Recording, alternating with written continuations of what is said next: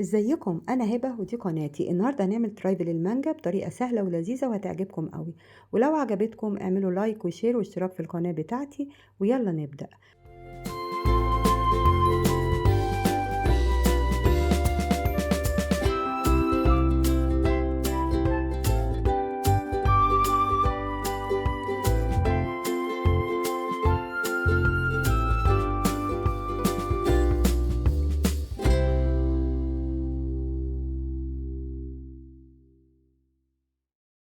طبعا الترايفل محتاج كيك. هنعمل قالب كيك صغير كده بمكونات بسيطة جدا: بيضة واحدة، نص معلقة فانيليا، نص كوباية سكر، وهدوبهم مع بعض بمضرب البيض كويس كده، مضرب البيض اليدوي لحد السكر ما يدوب قوي والبيض يبقى لونه فاتح كده.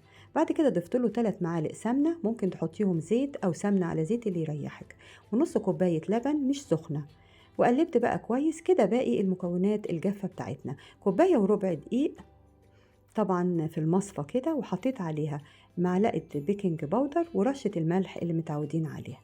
وقلبت بقى كله ودوبت بقى كله كده بالشكل ده، ميبقاش فيه اي حاجة متكتلة. والفرن دلوقتي مشغلاه على درجة حرارة 180. ده القوام بتاع الكيك كده.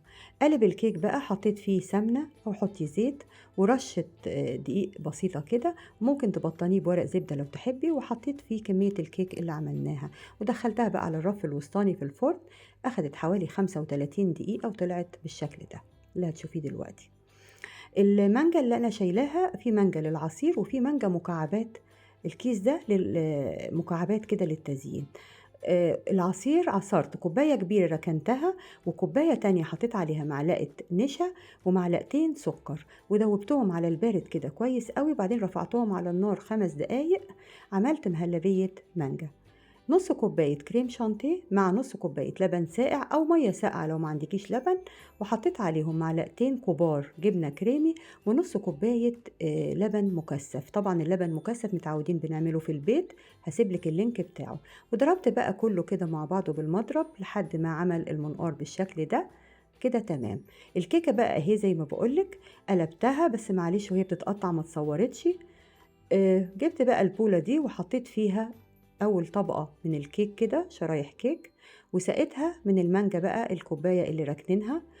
وبعد كده حطيت طبقة من الكريمة، وبعدين هنحط طبقة من مكعبات المانجا. طبعا أنا شلت شوية بقى كده لتزيين الوش، يعني اخترت شوية اللي متماسكين كده وشكلهم حلو للتزيين. وبعد كده بقى هنكرر اللي عملناه، يعني طبقة كيك نسقيها عصير مانجا، وبعدين نحط طبقة من الكريمة، وبعدين مكعبات المانجا. لو تحبي الكريمة دي تحط لها شوية عصير من المانجا برضو هتديها طعم أحلى.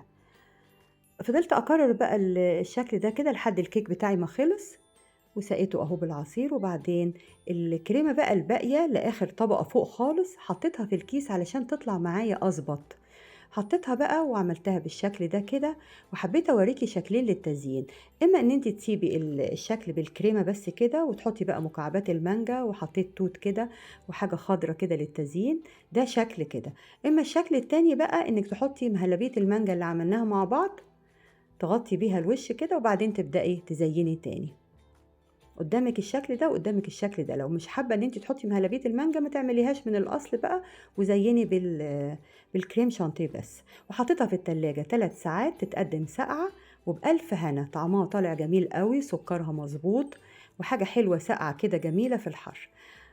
ولو عجبتك اعملي لايك وشير واشتراك في القناه بتاعتي، وباي باي.